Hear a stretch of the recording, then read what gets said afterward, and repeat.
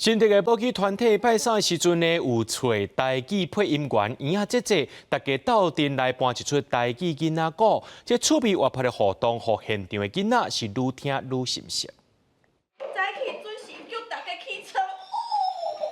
才知影我声音愈来愈歹听。用各种动物的叫声搬戏，兼学台语用词，大家做伙哪搬戏哪讲故事，众人拢听甲笑嗨嗨。参加的民众讲，这是家己第一摆用声音来搬戏，感觉真趣味。我今仔日是演家啊，搬演家啊，就感觉足趣味，大家做伙演嘛是头一摆安尼搬。像华语共款，伊爱有一款文字的册，足短简单的文字的册，会使互伊学习到台语这个语言内底较文学的、较故事的、较有组织性的迄种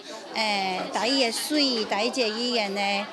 足赞的一个所在。补给团体拜三邀请台语配音员圆仔姐姐到新竹，甲大家用声音搬故事，互囡仔听。囡仔毋但发现声音真奥妙，也对过程中对台语更较有兴趣。台语配音甲华语配音是相共，拢是表演的一部分。只是讲伫咧台语配音的时阵，会更较注重一寡声调、变调，阁有发音。除了搬戏以外，圆仔姐姐搁伫现场分享出一个台语配音员的趣味台，嘛教家长安怎互为囡仔创造自然的台语环境。甲囡仔较接讲，当然可能囡仔有当阵因为华语环境的关系，伊会较歹势讲台语，毋过嘛无要紧，咱用鼓励的方式，鼓励因接讲，或者是讲互因听惯势一寡台语的囡仔歌。